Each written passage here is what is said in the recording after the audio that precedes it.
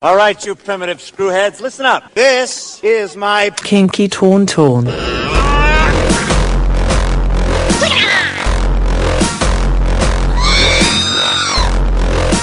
Shields up, Captain. This landing is gonna get pretty interesting. Define interesting. Oh God, we're all gonna die? Perhaps today is a good day to Someone ever tries to kill you, you try to kill him right back. Control, you must be in control. We are controlling transmission. Captain, incoming message. Also, I can kill you with my brain. Make it so. The Kinky Tauntaun. This may smell good, but I want it. I thought they smelled bad on the outside.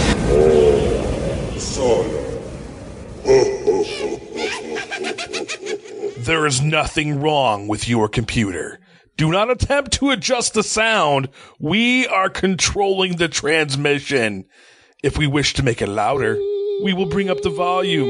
If we wish to make it softer, we will tune it to a whisper. We will control the horizontal. We will control the vertical.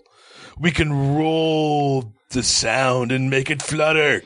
We can change the focus to soft blur or sharpen it to crystal clarity. For the next hour or so, sit quietly and we will control all that you see and hear. We repeat, there is nothing wrong with your laptop or electronic device or mobile device. You are about to participate in a great adventure. You are about to experience the awe and mystery which reaches from the inner mind to the Kinky Tauntaun. So, did you have to rehearse that at all? No. That's impressive. Holy shit. That was all natural, baby. Awesome. Well, the first thing we have to awe you is an alimentary graduate. Well, kind of. I poop too much, and then I get tired. John Robinson of North Park, San Diego, was frustrated with neighborhood dogs leaving waste on his lawn and dog owners not picking up after their pets. So he scattered several pounds of chocolate chips in the grass in front of his home. I like where this is going. John said it was an experiment. And that it worked. Over the last several days, pet owners have been steering clear of his property, with some neighbors afraid the candy will make their animals sick. Some concerned residents have called San Diego County Animal Control and the San Diego Police Department to complain, saying that this is a threat to the lives of their pets. Sarah, okay, two things about this. Mm-hmm. Number one, I mean, you've been around my small children for a number of years. At a certain young enough age, they would probably go picking and eating those things off the ground. Melted or not. And just hope there are no rabbits in the area. And number two, I take this very seriously as well, but there's a thing, like if you go to the Hershey chocolate factory or whatever in Pennsylvania, they will sell basically like mulch or like a lawn, I don't know what the fuck, lawn shit, of like cocoa beans, like the shells, and it's supposed to like make your garden or whatever smell like chocolate. Except to me, it always smelled like dirty asshole. So by having like, I can just imagine this like smell of chocolate in the sun being not so chocolatey, but more like dirty, rotten asshole. That's a bit of a difference in interpretation. Oh, well, you know, I work with what I got. Smells like chocolate. I think it smells like assholes. I'm telling you, it does not. Like, you can see why it would smell like chocolate, but you like when you were a kid, like when we grew up in the 80s, we had like the scratch and sniff stickers were big. Yeah. And you ever remember what a scratch and sniff chocolate whatever smelled like? No, it's been too long. Okay, well, it kind of smelled like chocolate, but mostly it just smelled like cardboard. That's kind of what I'm getting at. Like, it kind of smells like chocolate, but dirty butt too. Like a cabbie sat on a chocolate bar for like 4 days straight. You just took that to a whole new level with that one, sir. And I'm out. I'm recusing myself. I didn't say you had to eat the chocolate. Well, true. All right. Sarah Fisher is one of those worried residents, and she's warning others in North Park not to go near John's home. Wait. Did you give us the intro? This is the elementary graduate? Yeah. Oh shit, man! Where am I? Like, I apparently this is still the went out to lunch. This is the same story. For a moment. This is the same story. Oh god damn it! I'm all discombobulated. Residents are scared of what he might do. Fisher told some news report. If he's doing this, what is he likely? It's like an animal genocide, pretty much. He's putting it out for our animals to ingest and get sick. Overreact much? He must be a bastard. But other thing he tried, let me see, he tried putting a yoga mat in his yard and suggested that if animals urinated on his tires, that they would get electrocuted. He put a sign on a yoga mat that said that. That's not even logical. So he's been trying everything, and apparently the chocolate chips are working, but he says he's going to have to get rid of them because people are giving too much shit. So he'll be back to getting other types of shit. Oh, what a bastard. What? He's a monster. Not really. All right, just let things shit on his yard. Whatever. Yeah. And not clean it up. Anyway, all right. Are we ready to go into our the main kinky? Yes, we are. Get those words! Okay, ladies and gentlemen, what we have planned for you today, this evening, this afternoon, whenever you might be listening to us, is our X-Men Apocalypse special. Jeff, we would be remiss, however, to not start off by talking a little bit about the X-Men.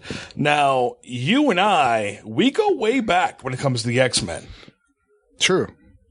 I mean, not as far back as some, but I can tell you this, being a child of the 80s, being into the comic book scene was I mean, a lot of kids did that back in the 80s and into the early 90s. So, my first experience, well, first of all, you obviously you were around me when I was a kid, and I was definitely a comic book geek. Yes. Insert Snickers here, but not the Snickers in the back pocket of the cab driver.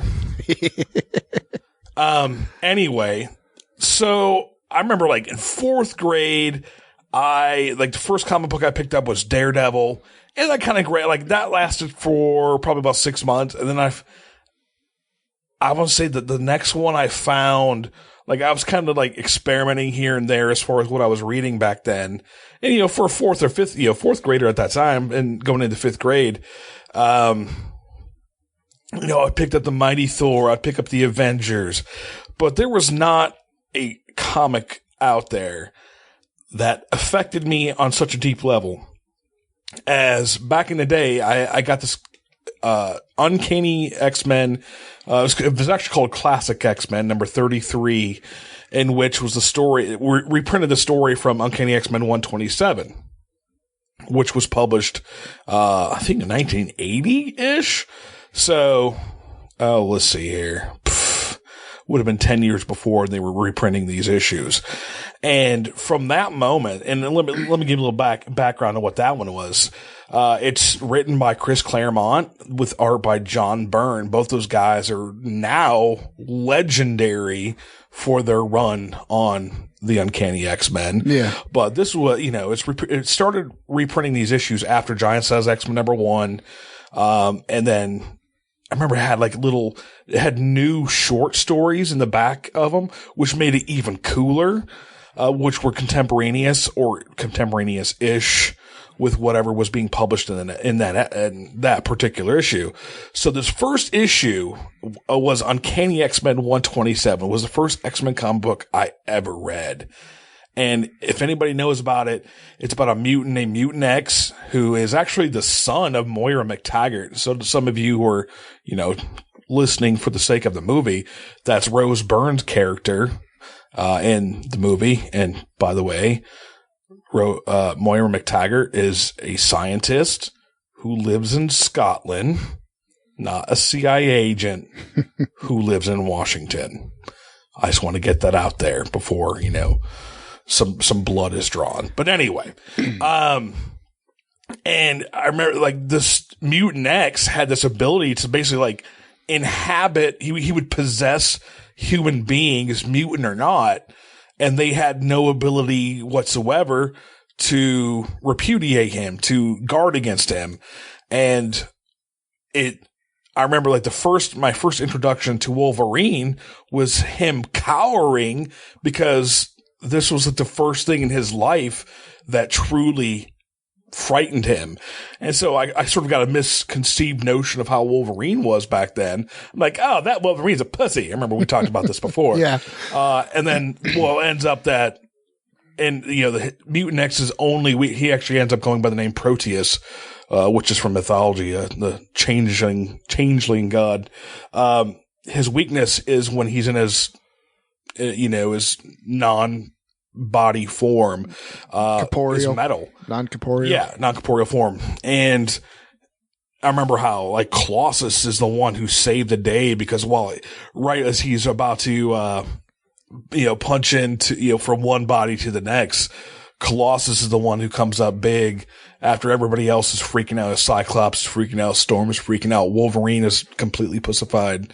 And Colossus is the one who plunges his metal arm into the middle of this being. And from that day forward, Jeffrey, I fucking loved the X-Men. That was the beginning of my love affair. Do you have any similar stories? I know you were all about the Wolverine back then. Oh, yeah. Short, angry, and hairy. I mean, come on, that's me. Oh, so it's kind of like you in comic book form. Yeah. Except without the smoking habit. True. Let me see. My first introduction to X-Men, I was probably 7 and got into X-Men. And it was a little confusing for me because, the female characters are drawn in such a way that they are little more than true to life. Let's put it that way. Right. And they're voluptuous. I was 7, almost 8, and I just started puberty. That's why I was short and hairy. Right. But it made me feel a little funny because it's they're boobies, but they're cartoon boobies. So it was weird. Oh, God. So even before the internet, you were sort of already conceiving of, was it Rule 32? Yeah. So is that what it is? I always forget the name of that damn thing. I can't remember either, but yeah, I was a little conflicted. But so my first. Okay. I think here my story is an innocent tale of a young lad finding something he loves, and yours cartoon boobies. Yeah. But that's what makes Jeffrey. me. Okay, moving on. Jesus Christ. Okay, so that was it. You got. Do you even remember what particular comic what that was? I think maybe it had something to do with the Phoenix. Oh, so it. Jeez, you might have been picking up on one of those classic X-Men as well, although. Yeah, it doesn't quite add up. That was when that's when she was dressing real slutty. Oh man, maybe you're, you know what I think you're thinking of? I think you're thinking of Madeline Pryor, the Inferno series. Oh, maybe. Because that was, for those of you who are not initiated into the lore of X-Men, which is very complicated, aka convoluted, and a little nonsensical. Madeline Pryor was Jean Grey's clone. But we're not here to talk about that today. Yeah. I am going to give you a quick rundown, however, of the history. The X-Men was first published in 1963. It was one of Marvel's first series. You have Fantastic Four, of course, came out in 61, I believe it was. Amazing Spider-Man not too long after that. And X-Men is right up there as far as when it was published, Avengers and things like that. So it's definitely as old as most of the Marvel Comics universe, with the exceptions of people like Namor and Captain America, which predate the name Marvel. And then, of course, it was, Jean Grey as Marvel Girl. You have Scott Summers, Cyclops, Bobby Drake, Iceman. You have Warren Worthington III as Angel, and, of course, Hank McCoy as the Beast. Yep. And they were teenagers, and Charles Xavier is the one who brought him into his mansion. Sort of, kind of what we saw in First Class, except not those characters exactly. There was no Mystique yet. Mystique does not debut as a character in the Marvel Comics until 1976. And of all things, there's a movie coming out in a couple years, Captain Marvel.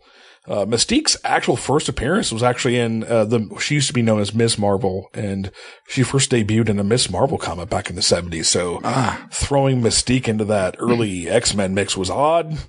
But whatever. And back in the original X-Men, everybody, I think, except Iceman, they all wore matching, very fashionable skull caps. Oh, they all did. It's just Iceman's got covered up. Yeah, of course, like the black or blue and yellow or whatever was the thing. But anyway, of course, during the 60s, it was published until about, I want to say, early 70s, when they just stopped publishing new stories. And right around issue like 65-ish, they started reprinting earlier issues of the X-Men. And it wasn't until X-Men Uncanny, it became Uncanny X-Men later on.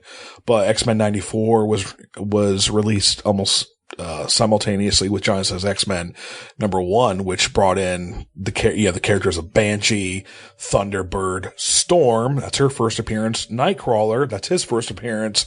It, co-opted Wolverine, who first actually appeared in Incredible Hulk 181. Yep. And brought them in to save the original X-Men who had been stuck on, was it Krakatoa or whatever, Krakoa? Some kind of island. Right? Yeah, the living mutant island, and Scott was the only one who survived, and he had to come back and get some people to Sunfire, and go to rescue the other 4 original X-Men, and thereafter the original X-Men leave, except for Scott as Cyclops, and then the new X-Men lineup thereafter is Cyclops, Nightcrawler, I forgot the Colossus too.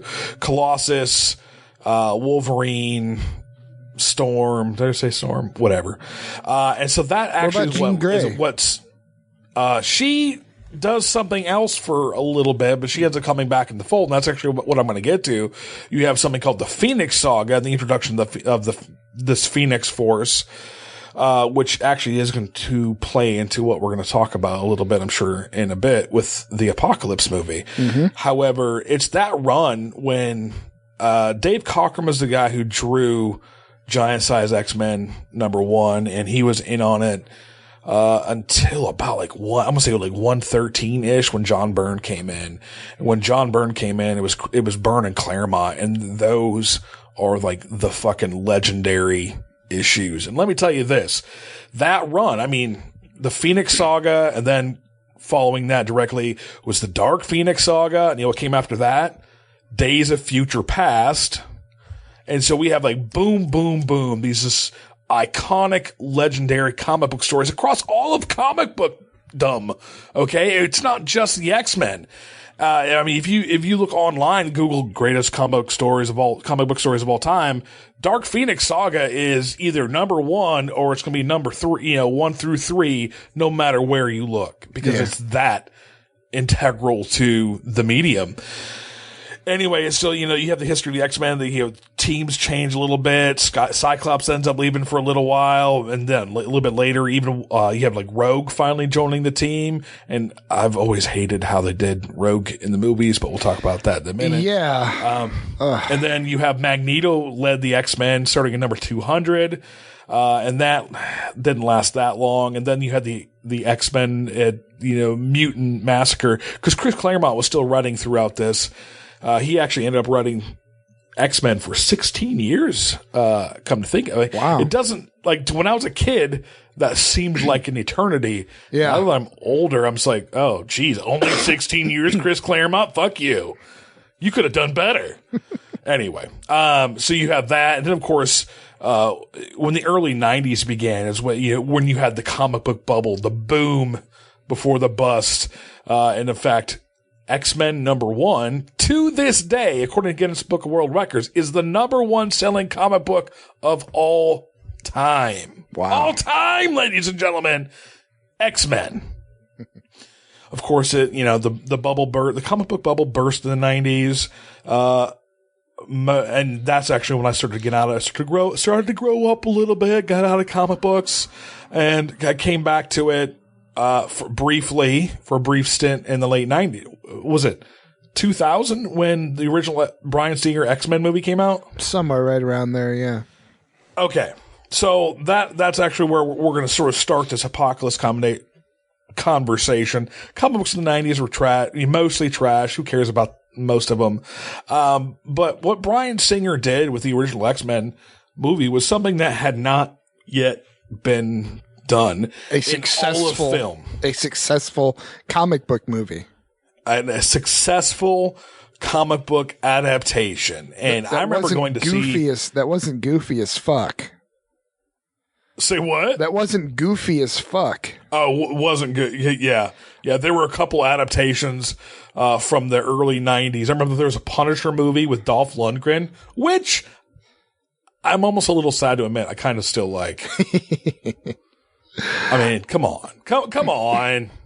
But they Whatever. tried some Captain Americas that were just awful. Oh, yeah. The Captain America movie came out, and it actually stars the grandson of J.D. Salinger, the guy who wrote Catcher in the Rye. Wow. And he was so terrible, that was his one and only movie, thankfully. Just go live off the royalties, dude. They're still selling that book. Go cash in that trust fund. Anyway, then there was a Fantastic Four movie that was actually never publicly released. Oh, that was filmed at that time as well. David Hasselhoff. Oh yeah, the Nick Fury, right? Yes. Oh my God, I forgot about that. That was pretty bad. That's really what people were sort of expecting when Bryan Singer back then was a hot name. He came out with The Usual Suspects in 1995, and you're like, oh shit, Bryan Singer, he's a real filmmaker. Mm-hmm. And, to this day, I still like Usual Suspects. We'll talk about that in a little bit, I'm sure. Anyway, so when he adapted the original X-Men movie, you're like, oh, comic book movies, all right. And then Sam Raimi did the original Spider-Man, and then Spider-Man 2, which was even better. You're like, oh, and that's really what started this whole comic book movie boom. Yeah. So whether, you're sick of him or not, Bryan Singer is kind of at the heart of all this, and Sam Raimi as well probably deserves a lot of that credit. Of course, X2 came out, which was pretty good, I thought, ish. Yeah. I'm going to air my dirty laundry about him here in a minute, but, I just let it go. It is what it is. And I didn't really tie it too much to the comic books, but it was about the time that the original X-Men came out. I actually started getting into comic books again. I started reading the new X-Men by a writer named Grant Morrison, who really took things on a very dark direction. And my fascination probably lasted about 10 issues. I'm like, this is not my X-Men. And too dark. The stories were okay. The stories were good. But it was really bizarre. There was this love triangle between Emma Frost became a good guy who's the White Queen, and there was a love triangle between her and Scott and Jean, and that was all just really weird and awkward, and it didn't really fit the characters very well, in my opinion. And I got out of them again. That really just kind of shut me off to it. And then, like I said, X3 came out. Was it X-Men United? I don't know. Which was pure hot garbage was what that movie was. And, to follow up on that flaming piece of shit, X-Men Origins Wolverine came out. And I think you would be hard pressed to find a whole lot, like a handful of people who liked that movie. I'm in the hand. I love Wolverine though, man. Well, no, but did you just say you liked X-Men Origins Wolverine? Yeah, it's okay. But I really like Wolverine. Get the fuck out, Jeff. Unacceptable.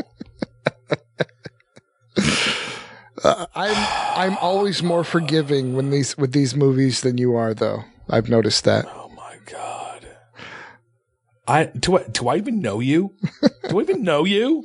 Well, I'm always it is what it is kind of guy. You're a monster. I bet you even put the toilet paper on the roll upside down. No, but it was last time I was over at your house. I was shocked. I didn't put it like that. Somebody framed me. Fuck you people. All right. Wow. Well, besides Jeff's admission that he liked X-Men Origins Wolverine, and the rest of the internet is somewhat flabbergasted, we'll move on and talk about the next one that came out. It was sort of kind of like under the radar. You had X-Men First Class, which was, I thought, a complete reboot of the X-Men universe. And it had Havok. Havok had long been my favorite X-Men, because remember I told you that there were like extra stories with those classic X-Men issues?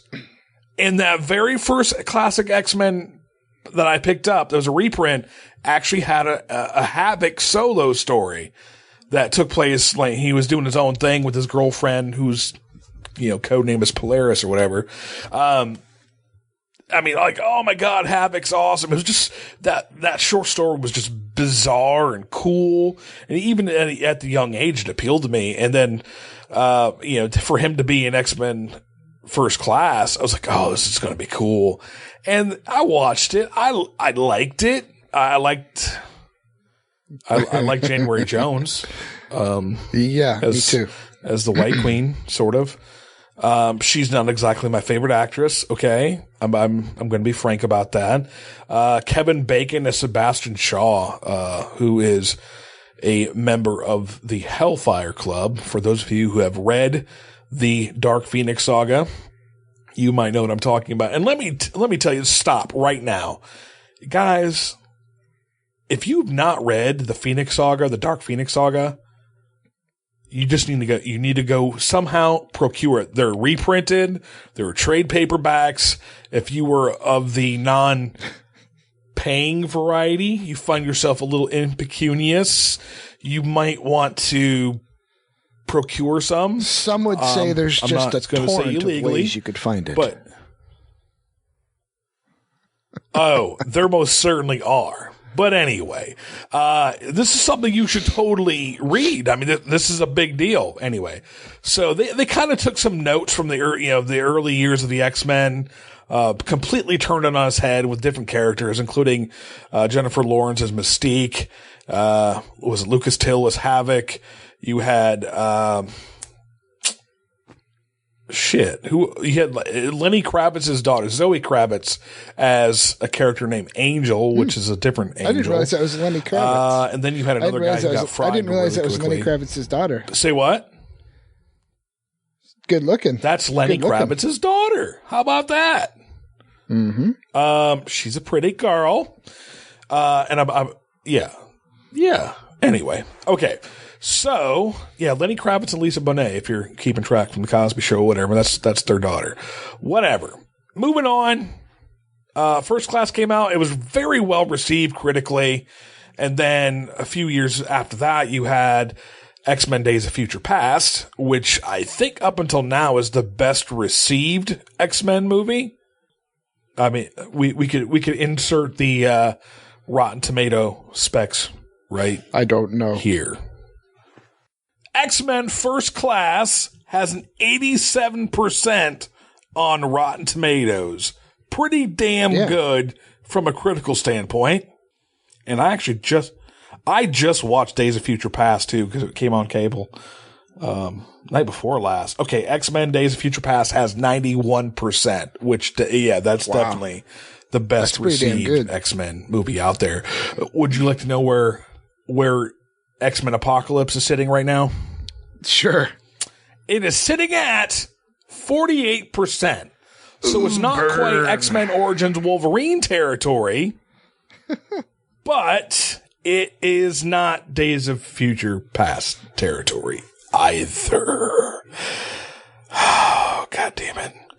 All right, Jeff. So this is what we kind of had between Days of Future, I guess, First Class and Days of Future Past. We kind of had a tying together of what was an X-Men First Class and what happened in the first movie by Bryan Singer.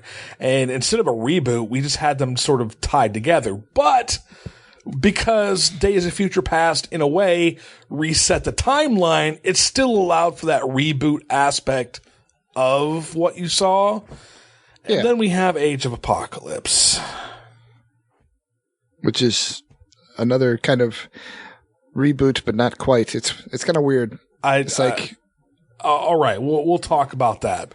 So you know what? Let's start with the good stuff, Jeffrey. X-Men Age, and I keep wanting to call it Age of Apocalypse, which is another story from the X-Men. X-Men Apocalypse, Jeffrey. What did you think was good about that movie? Had some decent action. Nothing like condemning with faint praise. There was some action that seemed a little slow, really. I mean, even though it was action, it still seemed slow, which is weird. Were you not bothered by the bizarre, wire work in that movie? Well, some of the fighting that I thought was kind of slow. Even though it was action. I know what's the stuff with you always tell me how Angel? much you don't like Crouching Tiger, Hidden Dragon. There was some definite wire work in there, and it was just odd. Yeah, it was the angel stuff, the Archangel stuff, whatever you want to call him. Oh, don't you dare call that Archangel, motherfucker. Okay, fine. I'll just call him Angel then. His fighting stuff was the fighting stuff I liked the least. Is it perhaps because it wasn't really fighting? It was slow. I mean, he moved really slow. It was roughly the equivalent of two IT nerds getting into a contest about which captain is better, Picard or Kirk. No, Picard, no, Kirk. That's pretty much the impression that I was getting. And they made Angel a kind of a dick. Well, weird. Angel's always been kind of a dick, and that's what makes him so lovable. And then that's what made they skipped over the tragedy of Angel and getting his wings cut off and being bitter and suicidal and all the psychological baggage that entails, and where he was in, I guess, Germany when they brought in Nightcrawler. It was like, why is rich ass Warren Worthington just chilling in a fight cage in Germany? It seemed like he'd been captured. Like they were pitting them against each other, even though they didn't want to. I would say his character in the movie was completely two-dimensional. There was no depth. Oh, you found a second dimension. Yeah, so you found a one-dimensional. Because, I had I want to say a holy trinity, maybe a holy quartet of my favorite X-Men from back in the day. And I think I mentioned it on our Deadpool podcast. I loved Cable. Mm-hmm. I loved a character from briefly before that named Longshot. But my two favorites, absolute, were Archangel and Havok. Yeah. And so for them to just well, basically both of those characters got shit upon in this movie. Yeah, pretty much. But I'm not talking about bad stuff yet. I'm talking about good stuff. Anything else you'd like to say that's good? Did you like the overall story? Did you like its message? Well, that's why I'm having trouble talking about the good stuff. It was weird. It was an enjoyable movie, but yet it lacked depth. It wasn't enjoyable if you were maybe on some sort of illicit substance? No, it was something that could have had more meaning, but it was just an action flick. Oh, so what you're saying is there was no message either. Not really. Fuck you. That's what X-Men is all about, sir. Yeah. And that is one of my primary beefs with this movie. It was just an action I'm saving flick. that for the end of this conversation. Hit the pause button. Keep going. Apocalypse seemed just, why do you want to do this? Because I want to. Okay. Oh, wait. No, Jeff, we're still on good. We're still sorry. We're still on good. I like Sansa. Sophie Turner as Jean Grey. So yeah, I liked her as Jean Grey. I thought she did a good job. Yeah, some of her. I actually thought I love Sophie Turner. Okay, you know how big of Game of Thrones fan I am, and I have to admit there were some scenes where her delivery was less than stellar. Just the whole scene where they're coming out of seeing Return of the Jedi and like, oh, the third one's never as good as the other. Like that whole, like, I just want to say, was the dialogue really that bad? Or is she really like just a bad actress? Or does Bryan Singer just suck the turd right out of a butt? I'm not sure. Well, it could be, that thing I talked about in another show where, is this her first time putting on the American accent? It probably, yeah, it is. But that's probably difficult. I don't see it as that. And that's just the part that sticks out in my mind. That was kind of awkward. But there were other parts as well. Anyway, all right, we're trying to talk about good. Okay, I'm gonna tell you the one part that I actually loved about this movie. Are you ready? Okay. Quicksilver saves everybody from the mansion. Yes, me too. I was just going to say that. If they could have just like made a movie based on that, I think I probably would have been okay. First of all, Quicksilver, this is the point where I'm going to say, you know what? I sort of view these X-Men movies as sort of like a parallel universe kind of thing. They exist on their own. They do their own thing. I'm not necessarily going to tie them to their main Marvel Comics universe characters, but you have to realize what makes a lot of these films so successful, like Deadpool, like Captain America, like Iron Man, is because, in fact, they're pretty true to character. Like there's not a single, successful Marvel movie where you have to say, oh yeah, it was a great movie, but man, Iron Man just didn't seem like Iron Man. No, I mean, but they seem like those characters.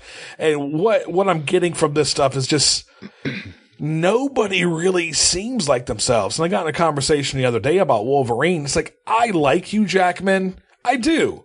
He's a good Wolverine, but he's never been my Wolverine. It's too tall. Well, yeah, exactly. He's like 6'3" or 6'5" or some shit just to start with. Really? Damn. Yeah, he's really tall. And it's like he's Wolverine because he's a little guy, but he's ferocious. That's where the name Wolverine comes from. Yeah. And he's always trying to like compensate for that. He's got the little Napoleon complex. And so Hugh Jackman doesn't have that. If you're missing that part of Wolverine, you're missing a good chunk of what that character should be. You are. Well, sometime we should do a thing on who would make a good Wolverine. Oh, we should. You know what? Maybe that's how we should we should come back and revisit this next episode, and we should recast the next X-Men film, which we are going to start a petition on change.org for Bryan Singer to be fired for all time, and we will start our own goddamn campaign for a actually quality X-Men movie. So recasting and rehiring directors and everything. I mean, we come up with some good ideas on the show. God damn it, people need to listen. Sorry, man. This film got me fired up, and I'll tell you why. Because everybody's like, "Oh, I'm so excited about Captain America: Civil War," and I was like, "Fuck you, people! I'm an X-Men guy. I can't wait for X-Men Apocalypse." And then I saw that flaming turd, and I'm not going to say it's as bad as X-Men Origin Wolverines. But you know what? I think it is. And this is why. I like because the level of disappointment, the sheer disregard for who the X-Men are is an abomination. It is anathema. That's the thing with the X-Men, man. The X-Men, I guess I'm going on my tear right now. The X-Men have always been about the message. Always. From back in the day, in 1963, you couldn't get away in open forum talking about white people and black people being equal. Yep. So Stan motherfucking Lee comes up with this comic book idea saying, hey, mutants and humans are different but the same and can be friends, or can't they? And so the entire first 30, 40, 50 issues of the X-Men was really about race relations. There was a message there. And then in the 70s, you have the message of course, you have the idea of power and power corrupts and things like that with the Dark Phoenix saga. But you had a lot more of the messages of friendship and what does it take to be good? What does it take to be bad? I mean, real ethical and moral dilemmas presented in the X-Men. And then you get this X-Men Apocalypse movie 2016, and it says nothing. Yeah. I have learned nothing. I value nothing that it has to say. That there was a tiny bit of kind of a rule by the elite is the way things should be kind of thing. There was also the tiny bit of the weird, even that was kind of weird, about the conversation Mystique was having, like, oh, this is family. I'm going to take care of that. Like, that's kind of what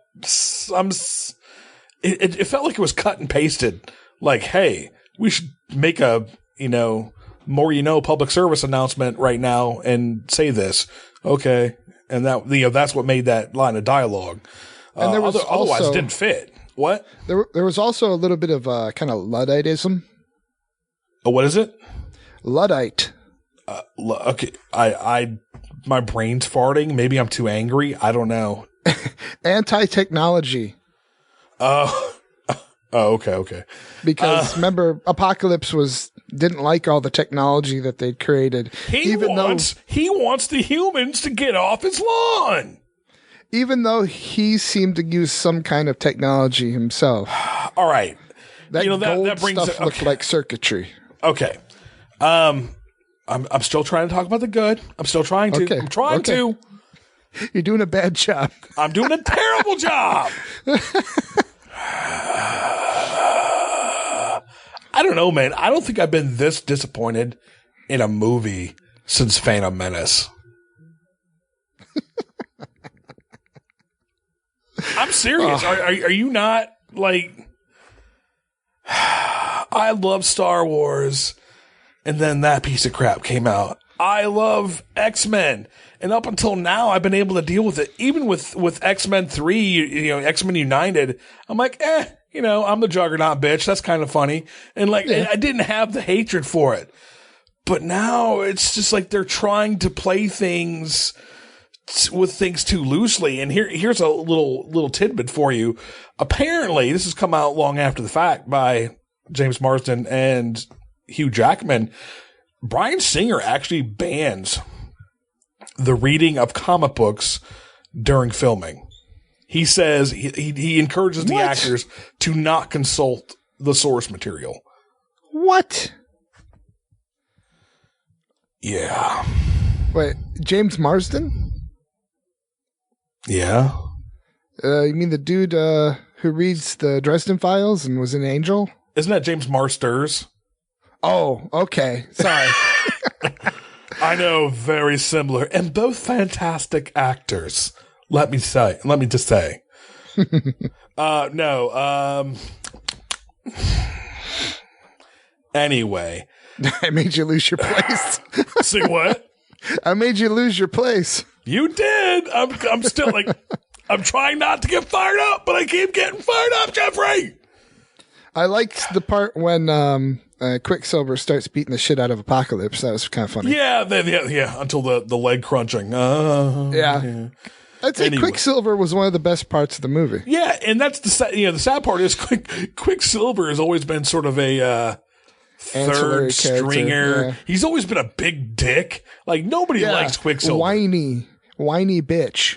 Is how I describe him. Yeah, exactly. And I mean, he did okay in X Factor back in the early 90s as well. I mean, that was all right, but I actually like Evan Peters' portrayal of Quicksilver a lot. In both but still, Days of Future it's Past. Not true.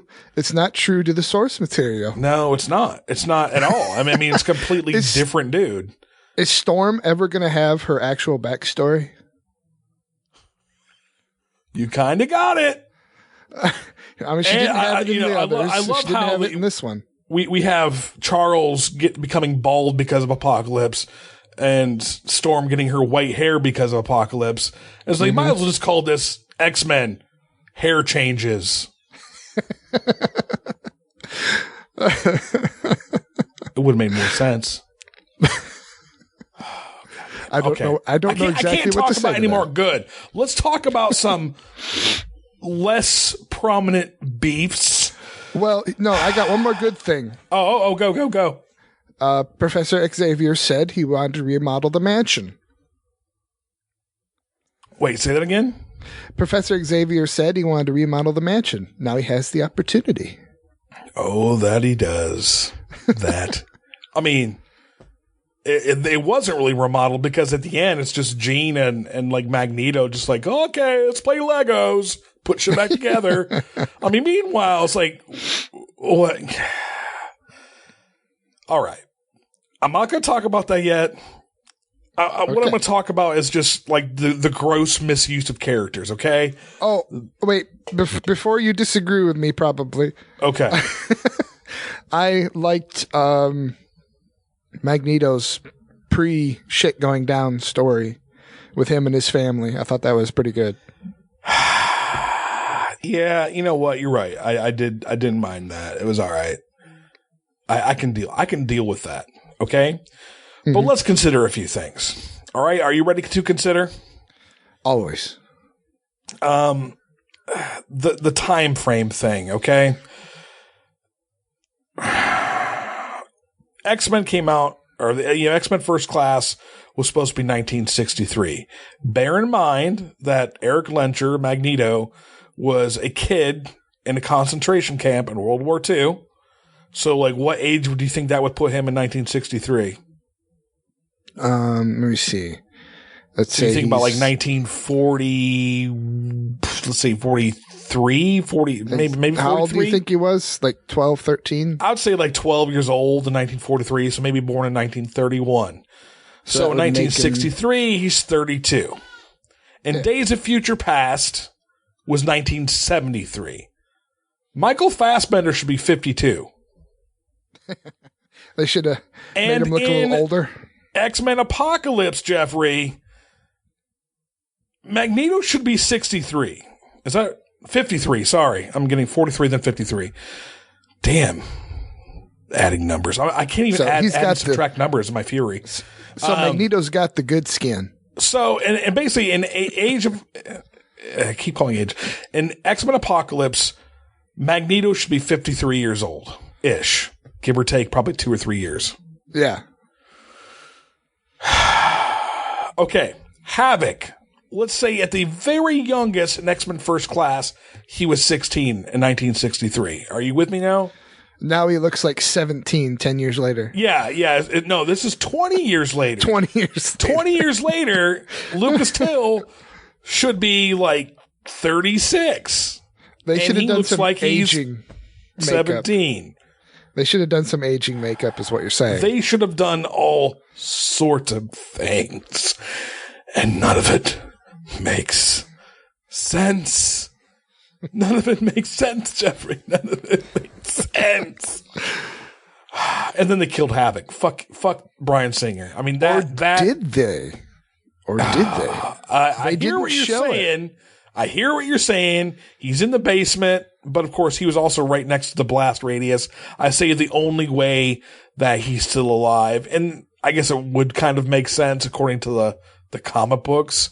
The character origins are not even close to what they should be. Number one, Alex is the younger brother of Scott by a few years, and when they're little, they are forced to jump out of an airplane that's about to crash. Their parents, they only had one parachute, so they strap it on Scott, and they're like, "Hey, hang on to your brother for everything you're worth." He hits the ground, like basically his mutant power manifests itself because he cushions himself using his eyes, and he lands and he hits his head. He's in a coma, and he basically loses track of his brother because he's eventually adopted out. And the idea is that this character who shows up in the post-credit sequence of X-Men Apocalypse is a guy by the name of Mr. Sinister. And Mr. Sinister is the one who experimented on Scott.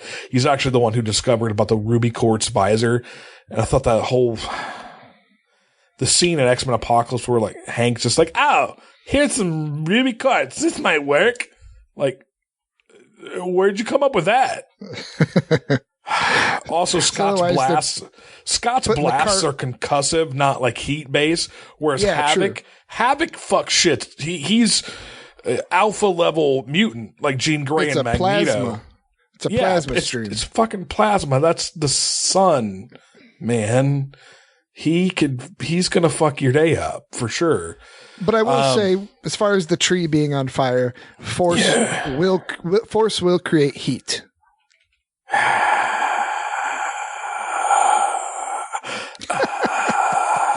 It will. All right, Jeff. All right. Oh yeah, and then of course, like Lucas Till, Havok, he should have been 36. His little brother is 16. So basically, Scott was born 4 years into becoming an X-Men. It makes no fucking sense. All right. More gross misuse of character. We already talked about Angel/Archangel.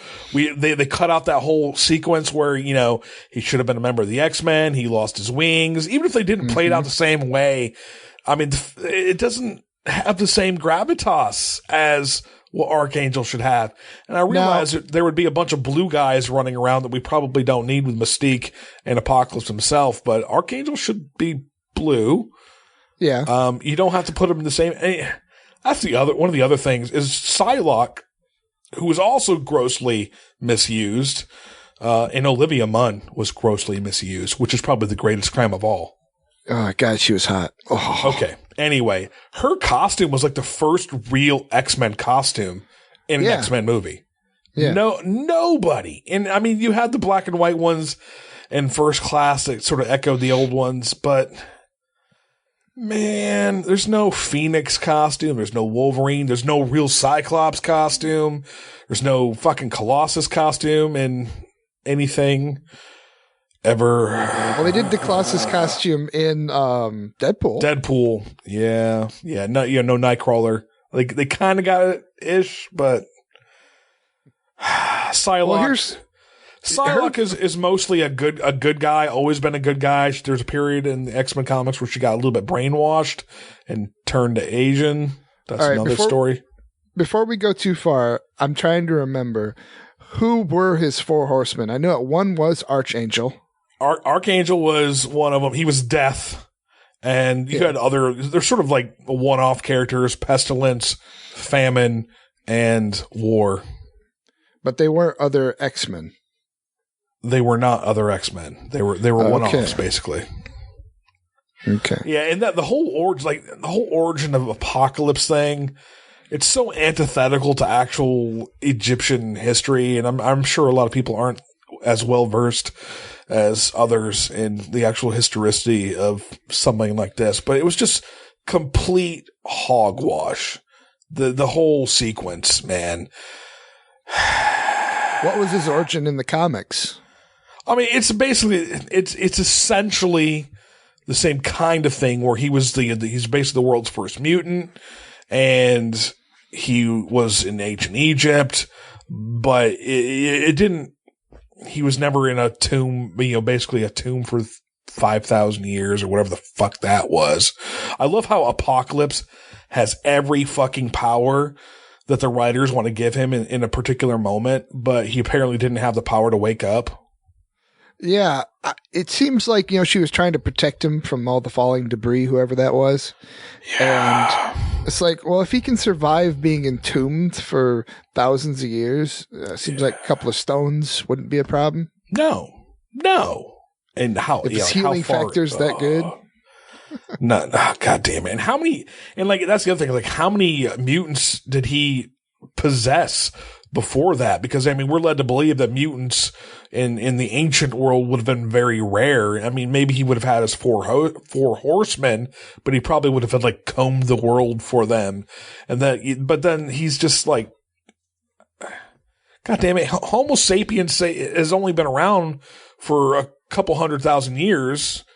Homo sapiens, what we are currently, has only been around for 80,000 years? So depends on which book you're looking at. Either way, it's just why, in terms of evolution, there's not going to be that much evolution within a few 5,000 years is actually a pretty short amount of time anyway.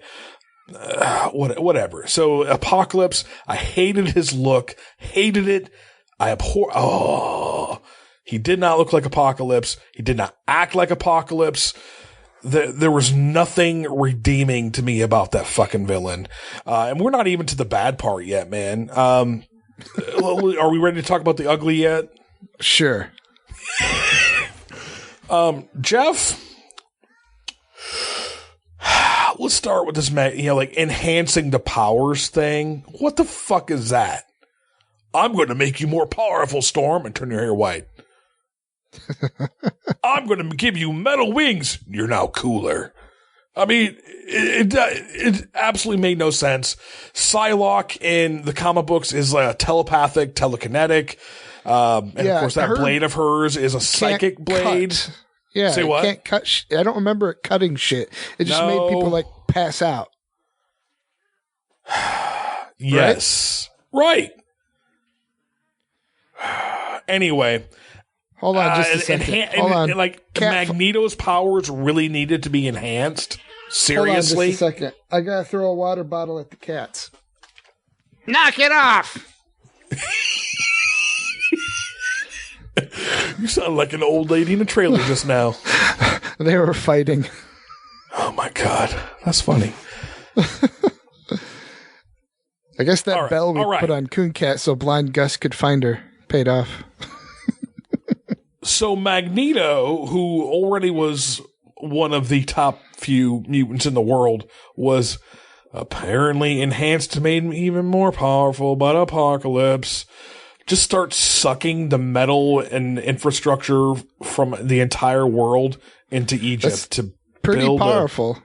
He built this city. He built that city on rock and roll. I don't get it. What the fuck was he doing? Well, now when he creates the Brotherhood of Evil Mutants, it's kind of a done deal. I think he's going to win now. Because he can just metal people to death? Well, he can just pull the metal out of the entire world and use it. I mean, that's pretty powerful. Yeah. But why? Was Apocalypse trying to create a new city? He was. That's the thing. He was just trying to destroy everything so he could build anew. It's why? Why not rule what do you is? see what I'm saying? Okay, that might have been one goal, but his other goal was to use Charles to take over everybody's minds. So why? Why the hell? Why the fuck? What the hell is going on here? Would he also want to destroy it if he can control all of their minds anyway and it doesn't matter? I don't know. If he had just said, hey, I'm just going to control everybody's minds, like, game over, he probably would have won. But instead he wanted, like, fuck shit up too, and they lost. Whoever wrote this is an idiot. Okay, so what kind of sense does that make, Jeffrey, to fuck shit up, like, concentrate on just ruining things that you're going to be able to ruin later if you want to? He's a Luddite. I don't know. That's the only thing I can think of. What kind of sense does it make? The screenwriter Bryan Singer are both. It's just completely mind-boggling how this script got a green light, because it doesn't make sense. The climax of the movie makes zero fucking sense. Well, the one thing, I thought they were going somewhere with a certain plot that they just didn't, which I thought was strange. You know what? I kind of got the same feeling too. Here's the other thing. Well, wait, go ahead. When they shot all of the nuclear missiles into orbit, I figured, well, okay, that's how he's going to destroy the world. He shot them into low Earth orbit, and now the orbit's going to decay, and they're going to fall back to Earth armed and that's blow true. up at random. So I thought that's how he was going to destroy the world, but no. Okay, how about the ending, Jeff? Let's talk about that. Quicksilver does a little bit to fuck him up. Mystique's trying to save everybody. Rattle. They just rescue Charles, and they're all sort of bombarding Apocalypse. And Magneto is like sending all of his mysterious, undefined usage metal at Apocalypse, and it keeps bouncing off. Jeff, isn't that kind of like the definition of stupidity? It was kind of like, once again, we are not going to really explain where Jean got all this extra power from. It's just going to be there. You're jumping ahead. You're jumping ahead a little bit to how they actually do do defeat him. But okay, let's see if you're Magneto. You've got all this metal. The only thing protecting Apocalypse is his little force field. Okay, I'm going to make a big-ass metal ball and hurl his ass into the sun. That would probably work. But no, he would develop some kind of power he'd never displayed before to get out of it. There's no defense against shitty writing. My mutant ability is to guard against shitty writing. How about that? Anyway. Okay, and of course, like you had just mentioned, you have Jean Grey. It's sort of hinted at, it's intimated earlier in the film that she's got this extra power that they don't explain, that is the Phoenix. And of course, when she sort of defeats Apocalypse, it takes the Phoenix form. I have a lot of problems with this. And chief among them is the Phoenix is its own thing. The Phoenix Force is its own entity. It's a cosmic entity. It does its own thing in space, finds Jean Grey while she's actually in space. Yep. But no, apparently it's something she's born with, like epilepsy or... And they've done that twice now. They've done that twice now. So it seems like that's the way they're going to keep doing it. And here's the thing. Even without the Phoenix Force, Jean Grey is supposed to be like an alpha, or I think they call him a mega level mutant, which means like the most powerful mutants there are. Like why? Like are they going to give us another sort of version of the Dark Phoenix saga next movie?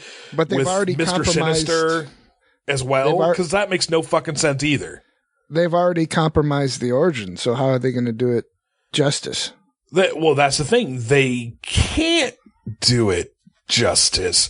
And if Jean Grey is so fucking powerful, how is it going to make unless the real enemy is her, how is it going to make it interesting anyway? Man. Wait. This is something else. I just thought of this. Wasn't it at the end of X-Men Days of Future Past when Wolverine is basically sucked up from the river and rescued or whatever, and you think it's Stryker, young Stryker. Remember this? Yeah. But at the end of the movie, isn't it really Mystique that saves him?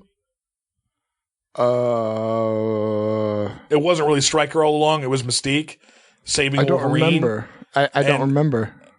Except, like, they forgot what happened at the end of Days of Future Past. Like, oh, he really got kidnapped by Stryker, even though at the end of the last movie he wasn't in Stryker's hands. Hey, look, it's Bill Cosby, guys. Watch out, he might try to date rape you. And the X-Men, the origin story for Wolverine. The Weapon X. This was like the second or third version of that one where like the original X-Men Origin Wolverine, and now this. Well, remember the original origin story, they started off with him Sabretooth killing his wife or girlfriend or something. Oh, yeah. And then they went back and said, no, that was all part of the Weapon X program and that they were both involved in, and it was all drugs and manipulation to make them see things and train them. I think that was this one with that thing on his head. Yeah. I think that was like that version where they were like using drugs and visual things to trick him and train him. Oh my God. Right? I don't know, man. Anyway, I guess what I'm trying to say with all of this is not only doesn't make any sense. The writing was absolute shit. I can't even blame the actors on this. Like, some people have been complaining that Jennifer Lawrence, she's mailing it in. Fassbender's mailing it in. They just want to fulfill their contracts, and rightfully so, because the script that they were given was unfiltered trash. Well, I thought Fassbender did a good job with that first story arc with his family. Yeah. Well, that's the thing. McAvoy, Jennifer Lawrence. I like Jennifer Lawrence beyond just her aesthetically pleasing demeanor. I like these people as actors. I like Nicholas Hoult as an actor. And they did all right with what they were given. It's just that they were given absolute shit. And the end of the story is basically the world's trashed. It's destroyed. Magneto fucked everything up. And for him to not have any sort of reckoning with that is absolutely absurd. It's like, dude, you just probably killed 1 million plus people. True. You can't go back to Westchester and rebuild the mansion. You're a dick. You're going to prison, or you need to go execute yourself, because this is unacceptable. What exactly did the X-Men save people from? Everyone dying? I don't know. Everyone dying. But that's the thing. It's this whole new level with what Zack Snyder did with Man of Steel. And here, like, I liked Man of Steel up until the part where the plane crashed, and then he started fighting Zod again, and then ends up destroying a good portion of Metropolis. This is the same sort of thing with even less sense making, where you have the X-Men and those associated with the X-Men pretty much just fucking up the whole world. And then at the end, you're like, hey, I saved everybody. Yeah. You're like, you guys suck. Like, you should have never let it get to this point. All's well that ends well. Thanks, Shakespeare, asshole. Oh my God. So I actually think that Bryan Singer has one-upped Zack Snyder in this respect. You just had that over-the-top, brinksmanship with Man of Steel and Batman versus Superman, and now Bryan. What the fuck was he thinking? Is he just that much of a hack filmmaker? And I told you when we started this, like, I love Usual Suspects, but is that more a product of the script and another guy? And Bryan Singer just kind of got lucky as he muddled his way with some great performances by Kevin Spacey and Kevin Pollak and Gabriel Byrne and those guys. And every other movie he has released, even Apt Pupil with Sir Ian McKellen before he was Magneto, he was a Nazi, escaped Nazi officer in America. And like that movie wasn't very good. And everything he has had since then has been either X-Men or Superman Returns. And they're all just not good movies. He's had one good movie X-Men. In 21 years. X-Men? Who wrote X-Men? Who wrote the first X-Men? I don't know who wrote it, but I liked X-Men when it first came out, but Jeff, it doesn't stand the test of time at all. I watched it probably about a year ago. I'm like, oh, this is not very good. Well, I can't remember where I heard it though, but there was like this people talking about how bad do you feel for Hugh Jackman? He was like, man, I got this action hero, just wrapped up. I am the man, and then Tony Stark, Iron Man. It's like, fuck. yeah. And then that's it's been such a big difference. Cause 20 years ago, if you were going to say like, oh, what's cooler, Avengers or X-Men? Like everybody would have said the X-Men, but now it's almost like Singer has made the X-Men into almost a punchline, and Marvel's just laughing. Marvel and Disney are glad that it sucks because somehow they want to get control of the rights back, and they're sort of rooting for it to fail. But in the meantime, you had Deadpool, which was so great because you actually had an actor and some filmmakers and writers who cared a lot about the character and wanted to make it true to the character. He's the only one. Something. Yeah. What? I was just going to say, I just figured it out when we were talking about this. Yeah. What was the problem with some of the X-Men movies?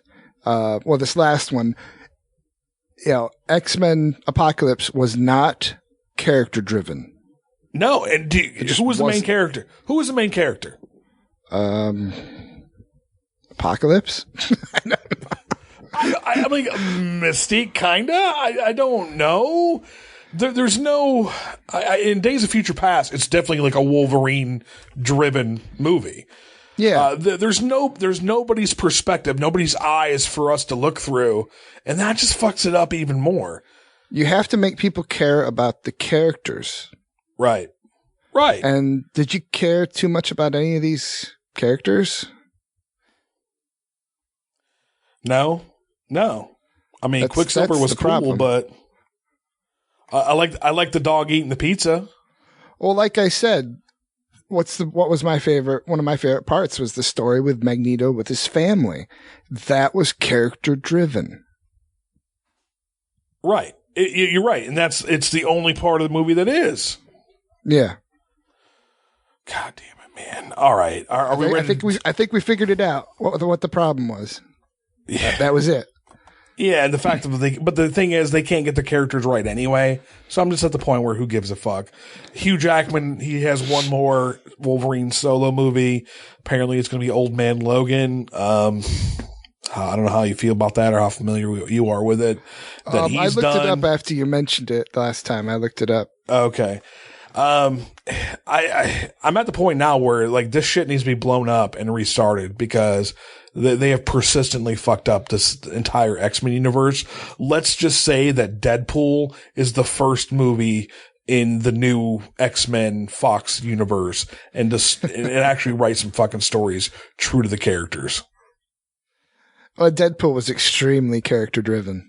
It was. And like I would like to see like, hey, let Deadpool, that's the first movie, that's the cornerstone upon which we can build the rest of it, because the rest of it's garbage. All the old actors are pretty much too old to play the parts now. Hugh Jackman, he's done. He's sick of playing Wolverine. We're going to have to find a new one anyway. Let's find a little guy who's going to embody the character more. If we want to do some of these old classic, if we want to do some of these old stories. Evil. What? I'm evil. My brain went Peter Dinklage as Wolverine. No, he's more like Puck from Alpha Flight. True. Yes. That's right. I just threw out Puck from Alpha Flight. Everybody who's listening is like, I need to Google that. Yes, you do. What now? I know Puck from Alpha Flight. You do, but nobody else nobody else does. They're Canadian, therefore nobody cares. All right, let's wrap this part up. Well, anything else you want to say about it? With the Avengers, they made you care about the characters with their own movies first. Yeah. You're right, and that's true. You're absolutely correct. Their own little solo adventures get together, and I think that's that might be the way to do it in the future.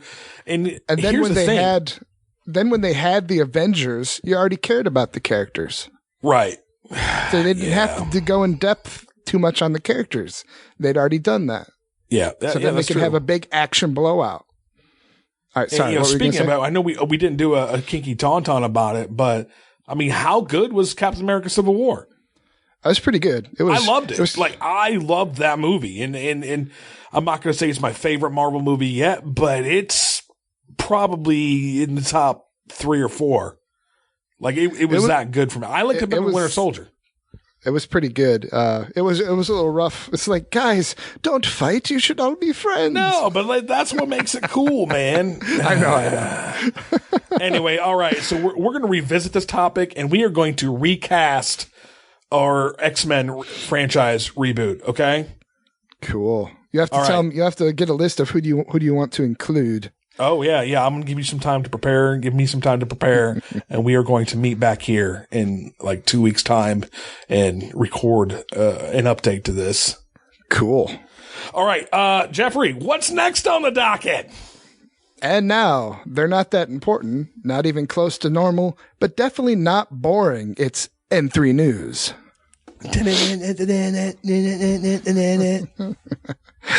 Ghost hunters capture paranormal activity.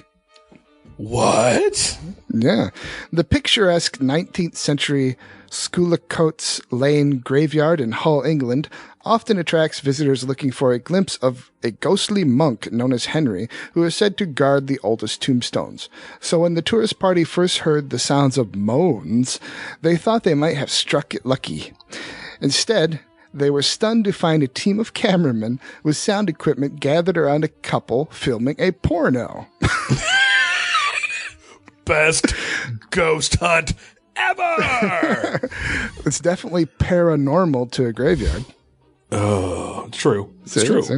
Paranormal expert Mike Koval, 37, of the TV show's Most Haunted, who was leading the tour, described the pair as going at it like knives among the ivy. Oh, wait, sorry. That's going at it like knives among the ivy. That's a weird expression. While 2 men were recording it on video. He said, the woman was in her 30s, and when she saw us, she pushed the bloke off, pulled up her knickers, and ran. The guy ran after her, desperately trying to protect his privates from the brambles. We didn't know where to look. Oh my God. And one elderly man that was in the group was so incensed, he was ready to chase after them with his walking stick. But someone persuaded him to calm down and eat his sandwiches. Oh my God! You damn kill a sandwich. That's okay. So speaking of ghost hunting, our boy Mohammed, he texted me the other day. He's like, "Hey, you ever watch Ghost Brothers?" I'm like, "What the hell is that?" He's like, "It's black people going ghost hunting. It's on Destination America. Go watch it." So like. You know, with all the stereotyping involved with African Americans going ghost hunting or the lack thereof, I'm like, oh my God, this has to be the funniest fucking show ever.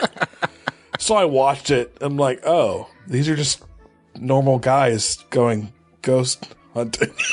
Well, yeah, because it's kind of stereotypical that black people are terrified of ghosts. Right. So it's just funny. Like, you wouldn't see anybody do, like, I thought it was just going to be funny. Like, them freaking out about stuff or having, interesting perspectives on things. But I just thought of the South Park episode. It was a regular ghost hunting show. I just thought of the South Park episode. Yeah. Where all the rich black people move to South Park and they scare them off by dressing as quote unquote ghosts. Oh my God. Do you remember that? Yeah. All right. Our next. I think we've all had those unfortunate days where we just can't seem to get off the toilet. I had one of those just recently. I had a couple of those just recently. But that's nothing compared to what one man in Thailand had to deal with. Oh, God. 38-year-old Athaporn Bonmakchoi. I'm sure that's exactly how it's pronounced. You just slaughtered that guy's name right like about his male members about to get slaughtered. Well, that guy was sitting on the toilet when he reached down with his hands after feeling a sharp bite, only to discover a serpent's jaws clamped down around the tip of his penis.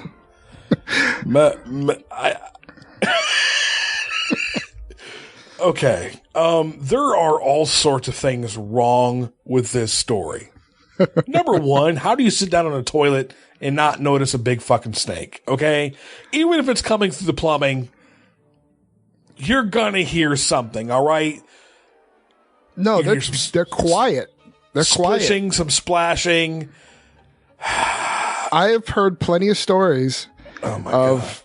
It's very common in apartment buildings when people have snakes for pets. When they get out, they'll go into the toilet and they'll climb through the pipes into other people's apartments. And it's usually a pet that gets eaten in that instance. But if it had just come through and it's kind of chilling in the toilet and you sit down without looking, I always look because of the stories. And you always check your shoes before you put them on because of spiders. Spiders, yep. I've heard stories. Jeff, we all might not. We all might need to have a little more Jeff sense in our life. Whatever. Well, the Ataporn, that's the guy's name as close as I can get it, Ataporn, screamed out for his wife as he thrashed around trying to dislodge the 11-foot... When she came in there, she's like, oh yeah, finally some medication that works. 11-foot python. Jeff. That's a big fucking snake. Yeah. And they have hundreds of needle-sharp teeth. Oh, recurved. Moments before collapsing, he managed to tie a rope around the snake's head and tie it to the bathroom door. I don't know exactly what that was about. Did he lose the member? No, I don't think so. He was rushed to the hospital after suffering horrific blood loss in the ordeal. Footage shows emergency crews trying to ease the python out of the pipes under the toilet and using hammers to smash it free. The reptile was then made safe and placed in a bag ahead of being released back in the wild. Oh, so I would want that python's head on the wall. Well, maybe that guy has a new quest in life. Yeah. I will find the snake that wronged me, and I will kill it. Maybe he discovered a new species, the pecker python or something. Whatever. We've been seeing pecker pythons in porn for a while now. Well, that's true. And how funny is he's a python on the end of his dick,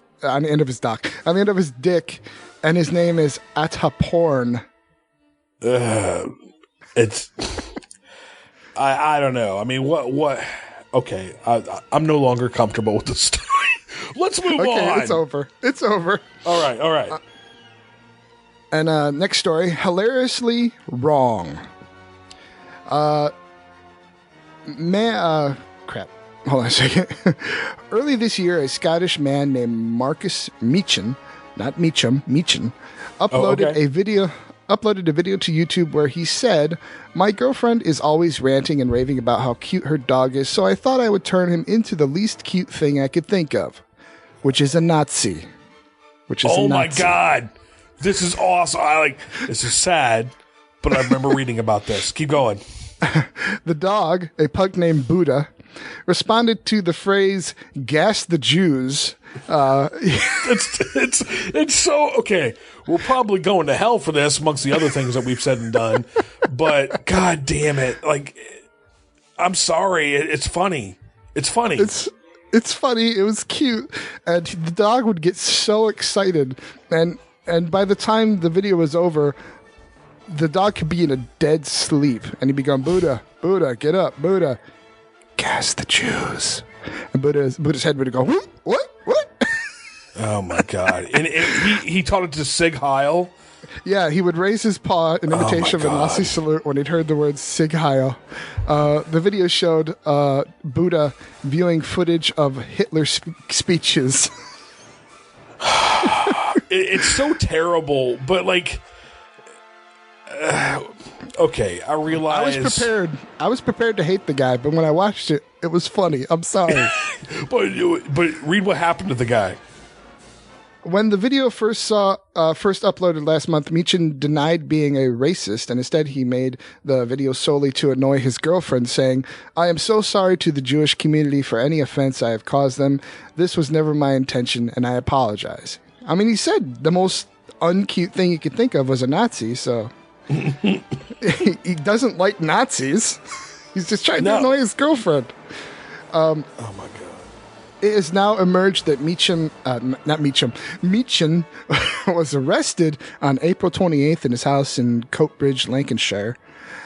He was subsequently released pending further investigations. Detective Inspector David Cockburn, I'm sorry, that just struck me funny. Those English are their names. Cockburn of Lancashire said, "This clip was shared online and has been viewed almost 1 million times. I was one of them.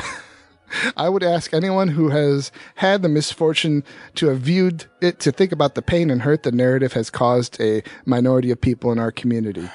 This clip is deeply offensive, and no reasonable person can possibly find the content acceptable in today's society."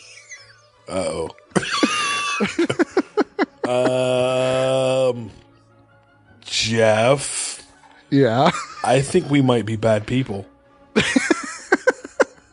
No, we're good people. We just have really twisted senses of humor. I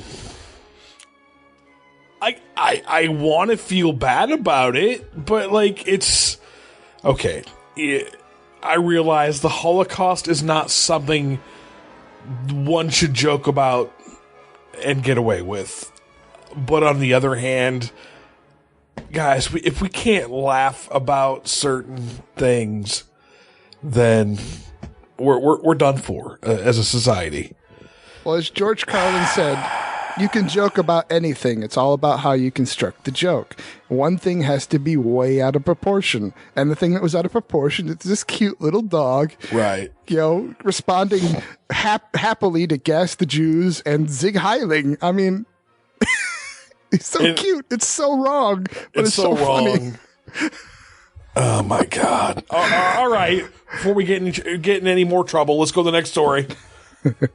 We apologize to anybody who might find us offensive, and yeah. and would ask, why are you still listening? We're offensive all the time. It's true. And now it's time for Darwin Weeps, stories about dumb people that would make Darwin weep for the future of our species. All right. Texas Republican Louis Gohmert will save us from gay space colonies. What? Louis Gohmert, the old Texas turtle, is proving once again that his brain is slow and unsteady. Here's an excerpt from what can loosely be called a speech that Gohmert Pyle recently gave in the United States House of Representatives. I mean, I really wonder how many people in this body who had the ultimate power to decide whether humanity would go forward or not, whether it was an asteroid coming, something that would end humanity on Earth as dinosaurs were ended at one time. Okay, we've got a spaceship, that can go, as Matt Damon did in the movie, plant a colony somewhere. We can have humans survive this terrible disaster about to befall.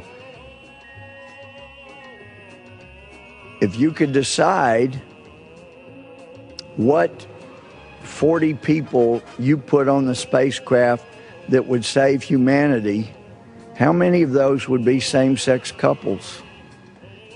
You're wanting to save humankind for posterity. Jeff, does he know something that we don't? Oh, you think that asteroid that's supposed to miss us is actually not going to? Maybe this is his segue into saying, you know, hey, no homosexuals on the mothership or something.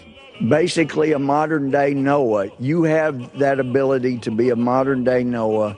You can preserve life.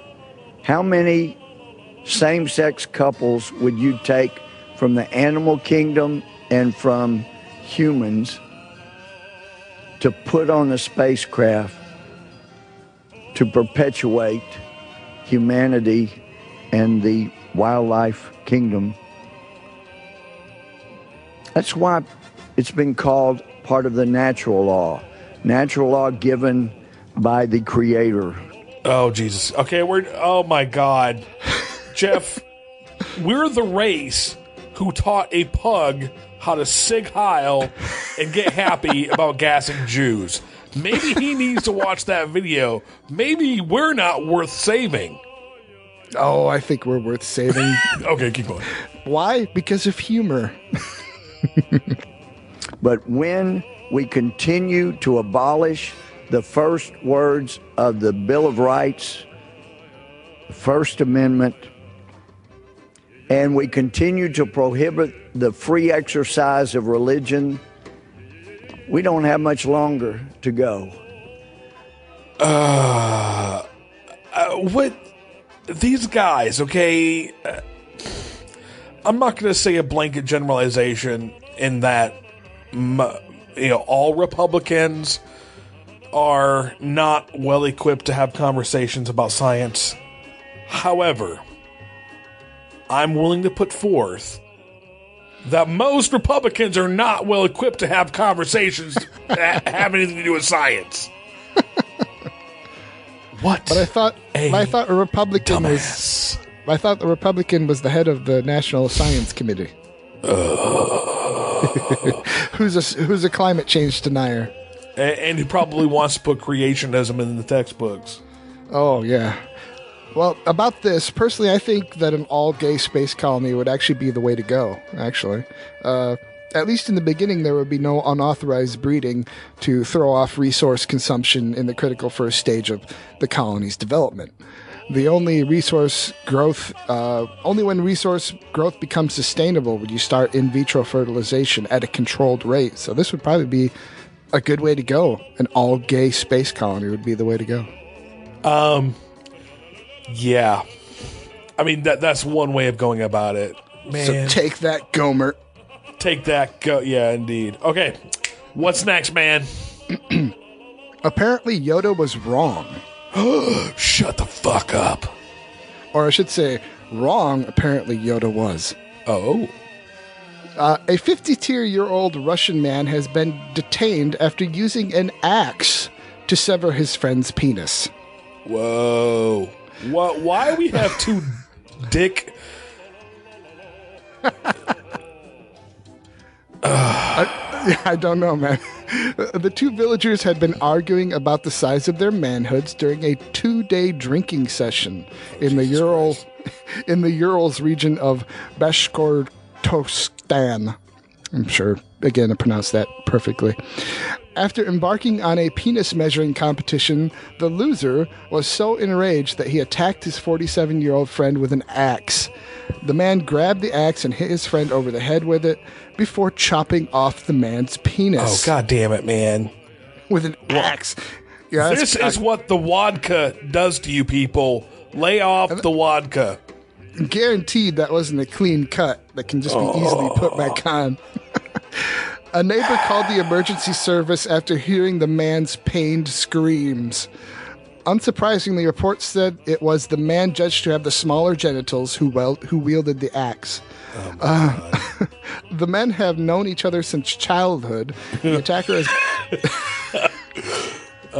Jeff, if you ever come at me with an axe, I know what's going on, all right? Wait for it. Oh, God. The attacker has been charged with inflicting a grave injury on his friend. He faces up to 8 years in jail if convicted.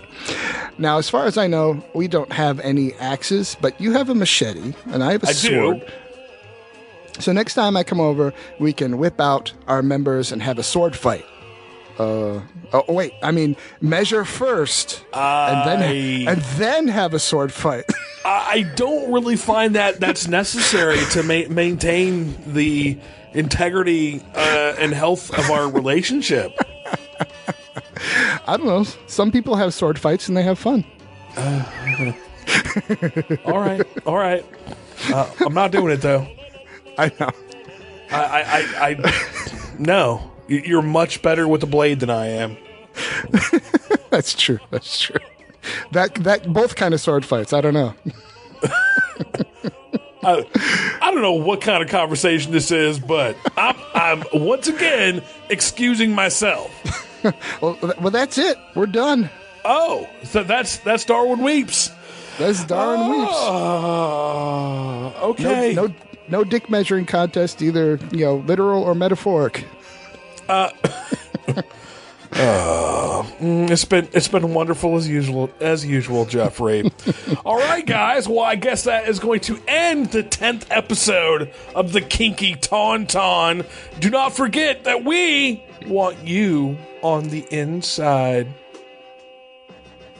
This is Buchacha. It's warmer on the inside. This is Jeff. Is this how it starts? A trip to the Laughing Academy? No, you silly bastard. It starts with asking yourself silly questions. That's a Mega Man. Unsung classic, my friend. Unsung classic. All right. It's Buchacha. I'm out. This is Jeff. Out. Later. Hello, cutie pie. What is thy bidding, my master? Listen to me very carefully. You are mine now. You belong to me. My nipples are very sensitive. Feel how soft my skin is. Do it. Do it! Ew, seriously? That is so gross. Bear fucker! Do you need assistance? Kinda grabs you by the boo-boo, don't it? More teens are having luck. He has an erection. Yeah. It's all her fault. Then he got an idea. A wonderful, awful idea. Seduction used to be an art. Now, of course, it's brutish and it's predatory. And here's what consent is. The person is severely intoxicated or unconscious as a result of alcohol or drugs, is physically or developmentally disabled. The victim is under the age of 13 or is elderly. So as long as the girl's 13, she can give consent for sex, provided it's creative and enthusiastic. You keep using that word. I don't think it means what you think it means. No means yes, if you know how to spot it. Fat, drunk, and stupid is no way to go through life. I am not gay. I never have been gay. He says he's not gay, but let's see what a few drinks and a back massage will do to him, huh? What do you think? Me? You, the old lady, a little sandwich action? Okay. But I get to be on top. Ow! Let me guess, you dropped the soap. Please take that out of my ass. You're in more dire need of a blowjob than any white man in history. Gross, right in the fucking eyeball. Because it really does make you feel like you're inside this 11-year-old girl. In a profoundly wholesome way.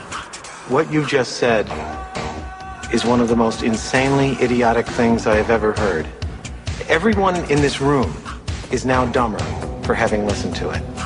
May God have mercy on your soul. I think you are filth. I think you are scum. You are a degenerate. I'm not a pervert.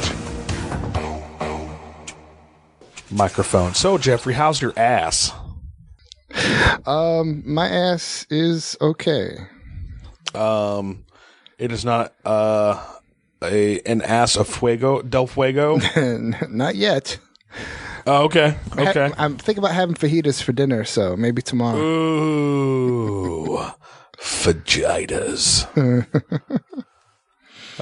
Yeah, that's about the extent of my Espanol here. You're still here? It's over. Go home. Go.